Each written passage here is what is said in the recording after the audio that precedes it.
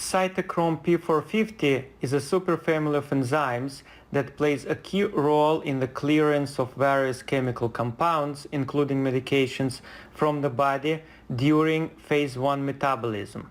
In phase 1 metabolism, reactions such as oxidation, reduction, and hydrolysis used to make the target drug to become more water-soluble and to prepare it for phase 2 metabolism. Please note that after phase 1 metabolism, the drug usually remains active. In phase 2 metabolism, the drugs are inactivated and converted into even more water-soluble compounds by various conjugation reactions such as glucuronidation and acetylation, which facilitates their excretion from the body. It is known that certain medications, foods, plants, and alcohol have the ability to affect the function of particular CYP450 enzymes by either inducing or inhibiting their functions. The consequences of these interactions can be profound and could have significant impact on treatment outcomes and the well-being of patients who take medications. Therefore, understanding of these interactions is essential for advanced practitioners. The purpose of this video is to establish a framework that could be used as a foundation for further memorization of relevant CYP450 drug and substance interactions. This presentation is not focused on the biochemical mechanisms underlying these interactions and does not include the complete list of medications and substances that are known to have CYP450 interactions. This video only demonstrates the application of associative memorization principles using, as an example, just a limited number of the most common psychiatric medications and their interactions with 7 the most relevant CYP450 enzyme families: 1A2, 2B6, 2C9, 2C19, 2D6, 2E1, and 3A4. The first step in this memorization system is to associate each enzyme family with a specific and easily visualized object. Visual modality is chosen because employment of this modality has been shown to have the best outcomes when used for associative memorization. The practice of psychiatry is considered as an art and science by many. In the spirit of supporting this paradigm, the visual objects used in this demonstration will be 7 well-known pieces of art or literature, each representing a specific CYP enzyme family. We will use phonetic and semantic links to build the associations. Let's start with the 1A2 enzyme. Phonetically, 1 is very close to Van, leading us to think of Van Gogh, a Dutch post-impressionist painter, who posthumously became one of the most famous and influential figures in Western art history. Out of over 30 self-portraits, Self-Portrait with Bandaged Ear and Pipe, created in 1889, is one of the most well-known and recognizable of his artworks. Now, when we think of 1A2 enzyme, we can quickly remember that it is associated with Van Gogh's self-portrait with the help of the phonetic resemblance between 1 and Van. The next enzyme on the list is 2B6, raising the question to be or not to be. Hence the picture of Hamlet with a skull from Shakespeare's play The Tragedy of Hamlet, Prince of Denmark, will represent 2B6 enzyme in our system. Moving forward to 2C9. In order to associate 2C9 enzyme with an artwork, let's first note that under closer examination, 2C9 can be interpreted as 2C9. So we need to see something that is 9. Conveniently, a human pregnancy comes to term in 9 months. With a little stretch, but with solid logic underneath, we can associate 2C9 with a 1434 painting by early Netherlandish painter Jan van Eyck, titled The Portrait of Giovanni Arnolfini and his wife, also known as the Arnolfini portrait or the Arnolfini wedding. It appears that Mrs. Arnolfini is pregnant here, likely close to 9 months, since her abdomen appears to be very large and already descended. The next enzyme is 2C19. Using the same method as we just employed with the previous enzyme, 2C19 will be associated with 1948 Jackson Pollock famous drip painting titled Number 19. Interestingly, in 2013, this painting was sold for a record $58.4 million at Christie's in New York City. 2D6. This enzyme can be associated with an artwork that was obviously designed to be seen and appreciated as 2D or two-dimensional. The Black Square, an iconic and controversial 1915 painting by Russian avant-garde artist Kazimir Malevich, would be a perfect association for 2D6 enzyme due to its prominent 2D appearance. Enzyme 2E1 will be represented by American Gothic, a 1930 painting by American painter Grant Wood. The association between 2E1 and this painting is explained by the fact that there are two people portrayed here representing one family unit and a pitchfork in the middle that looks like letter E if rotated. This association is a bit of a stretch. Nevertheless, it works and is easily remembered. And finally, the last enzyme on our list, 3A4. To find a good association, we need to think of something that is 3 but actually is 4. The Three Musketeers, a French historical adventure novel completed in 1844 by French author Alexandre Dumas, would be a good fit to represent 3A4, because although the novel is titled Three Musketeers, it tells a story of friendship and adventures of 4 people: 3 Musketeers, Athos, Porthos and Aramis, and their new brave friend D'Artagnan. So here you go, 3A4. Before moving to the next step of this memorization project, let's briefly review all 7 enzymes and their visual associations. 1A2 enzyme, Van Gogh's self-portrait with bandaged ear and pipe. 2B6, Hamlet with a skull, asking question to be or not to be. 2C9, portrait of Giovanni Arnolfini and his wife, who is possibly 9 months pregnant. 2C19, Jackson Pollock's drip painting number 19. 2D6, The Black Square. 2E1, American Gothic. 3A4, Three Musketeers and D'Artagnan. The next step might seem complicated, but it is not if we follow the simple logic and remain focused. In this part, we need to link each enzyme, represented by its corresponding artwork we recently learned, to specific medications that are either metabolized by the enzyme or affect the enzyme's function, inhibits or induces it. Each medication will also be coded with a visual label to make the association process easier.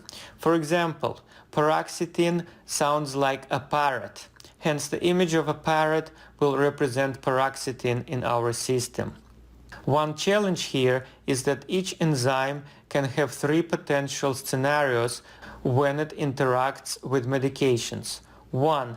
The enzyme is induced by the medication. 2. The enzyme is inhibited by the medication. And 3. The enzyme metabolizes medication. To avoid confusion, we will establish 3 ground rules for our visual association method. Rule 1. If the enzyme is induced, then the scene that we visualize will take place somewhere high or elevated. For example, in the mountains, in the sky, on the moon, in a space, an airplane, or in a space station. We use a high altitude location because when enzyme is induced, its activity increases or is higher. Rule 2. If the enzyme is inhibited, then the imaginary scene will take place somewhere low or underground, like in a basement, catacombs, or in New York subway. We use the underground or low locations when the enzyme is inhibited, following the same logic. The activity of the inhibited enzyme is decreased or lowered. Rule number 3. If the enzyme uses the medication as a substrate, metabolizing it, then the visualized scene will be on the street level. Feel free to choose your favorite locations for this, like Times Square, your favorite park, beach, hospital, bar, gym, restaurant, etc. At this point, things may seem confusing, but don't be discouraged. In a few minutes, it will all make sense and the entire process will be enjoyable. Before moving to the main and final part of this memorization project, let's go over some suggestions that have been proven to make associative memorization work best. The mental images that we create using our imagination should be clearly visible, colorful, absurd, out of proportion, and be dynamic, not static. As we go through the list of enzymes and medications, please build your own associations using these rules and suggestions. Reminder: the following presentation does not include the complete list of medications and substances that are known to have CYP450 interactions. This video only demonstrates the application of associative memorization principles using, as an example, just a limited number of common psychiatric medications and some other relevant substances. We start with 1A2, which is represented by Van Gogh's self-portrait. 1A2 metabolizes clozapine, haloperidol, and fluvoxamine. It is inhibited by fluvoxamine and it is induced by omeprazole, tobacco, and insulin. In order to memorize this, let's first associate each medication with a visual label using phonetic and semantic clues. Clozapine sounds like a claw or claws, hence we can use this image to visualize clozapine. Haloperidol has halo in it, so we can use an image of an angel to represent haloperidol. Fluvoxamine turns into a fluvoxine. Omeprazole can be represented by a meditating monk chanting mantra Om. Tobacco is self-explanatory, and insulin can be represented by an ice cream that when consumed, of course, will cause insulin release. Now we will use these visual labels to make associations with their corresponding interactions with 1A2 enzyme with the help of our 3 ground rules and suggestions. Remember to make associations visual, colorful, absurd, and dynamic. To memorize what 1A2 metabolizes, let's imagine Mr. Van Gogh somewhere on a street level, like on Times Square, running away from giant cats with huge claws. Fortunately, he gets saved by a team of angels with halos, who also administer him multiple flu vaccines to ensure he is immunized for the season. Tired after this adventure, Van Gogh decides to take a ride on New York City subway to get away from dangerous Times Square. Underground, in a subway, he is surprised, scared, and confused because instead of people, he sees crowds of giant human size walking and talking syringes with flu vaccines. Van Gogh feels overwhelmed and decides to fly somewhere peaceful and serene, like to a mountain top, to chill out. When he arrives to the mountains, to his satisfaction, he finds abundance of ice cream instead of snow on mountain slopes. After enjoying the ice cream and raising his insulin level, he sits comfortably next to a monk, peacefully chanting mantra Om, and lights his pipe filled with tobacco. 2B6. 2B6 metabolizes bupropion, also known as Wellbutrin, and methadone. Wellbutrin can be visualized as well, and methadone can be represented by a field of poppy flowers due to their common action on opioid mu receptors. To memorize 2B6 interactions, let's imagine Hamlet at the ground level location, for example in Central Park. planting a field of poppy flowers and digging a well to hydrate self and water these flowers. A skull in his hand serves as a reminder of dangers of opioid overdose. 2C9. 2C9 metabolizes fluoxetine and it is inhibited by fluvoxamine and sertraline. Fluoxetine can be represented by a flying teen, a Peter Pan.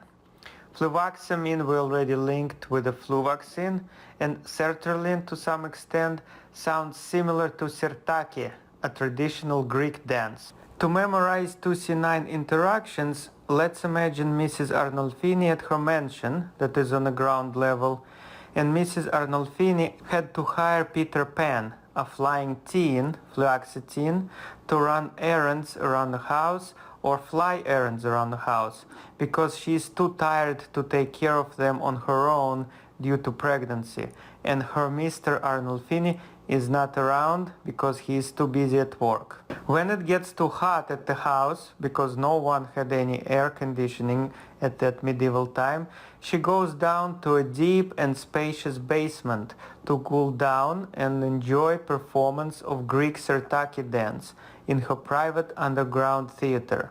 Since she is pregnant and of course doesn't want to get sick, she personally administers flu vaccines to each sirtaki dancer in the basement. 2C19. 2C19 metabolizes citalopram and oxcarbazepine. It is inhibited by fluoxetine and fluvoxamine. Citalopram can be represented by seat, like a car seat, and oxcarbazepine by an ox. We already know that fluoxetine and fluvoxamine represented by Peter Pan and fluvoxine correspondingly. To remember that 2C19 metabolizes citalopram and oxcarbazepine, let's imagine Mr. Jackson Pollock creating his famous drip painting number 19. He placed a large canvas in the middle of a street, put a nice and comfortable seat in the middle of it so he could sit in it and drip the paint to the canvas. However, he got tired very quickly because he had to move his heavy seat around the canvas to continue his artwork. So instead of stationary chair, he decided to sit on the top of an ox who walks around the canvas and allowing Mr. Pollock to continue his drip work without having to move that heavy seat. To remember that 2C19 is inhibited by fluoxetine and fluvoxamine, we can imagine that Peter Pan, due to his flying ability, is commissioned to decorate the walls and ceilings of New York City subway system by replicating Jackson Pollock's number 19 artwork. In order to achieve that, Peter Pan using large fluvoxine syringes to squirt the paint on the walls and ceilings of the subway stations. 2D6. 2D6 metabolizes fluoxetine, fluvoxamine, haloperidol, paroxetine, aripiprazole, and risperidone. It is inhibited by fluoxetine and paroxetine. Some of these medications we already coded, so let's code those that are new to us. Paroxetine sounds like a parrot, so we let the parrot to represent paroxetine. Aripiprazole, with a stretch, we can visualize as an harp and string musical instrument, since these two words do have some phonetic resemblance. Risperidone will be represented by rice or any rice dish of your choice. The black square representing 2D6 looks like a carpet or blanket. So let's make a scene on a beach where a black, large, square-shaped beach blanket used to make a stage for a group of harp musicians. Since it is a ground-level location, we know that everything we see here will be representing substrates for 2D6. Let's go back to our beach stage picture and acknowledge that since it is a beach and weather is hot, in order to prevent a heat stroke and to cool down the musicians, a flock of parrots and angels with halos is employed to use their powerful wings to produce constant cooling airflow for the hard-working harp musicians. Peter Pan is flying around the stage to supervise the cooling process and to administer flu vaccines to all musicians and numerous spectators gathering around Black Square Beach stage. Rice dishes are abundant and generously provided at no charge by swift and caring Peter Pan to all of the guests, musicians, parrots, and even angels. After the performance is over, Peter Pan and parrots clean the place, roll the black square carpet, and take it to a deep underground basement to store it safely till the next gig. 2E1. 2E1 metabolizes alcohol, and it is also induced by chronic alcohol use.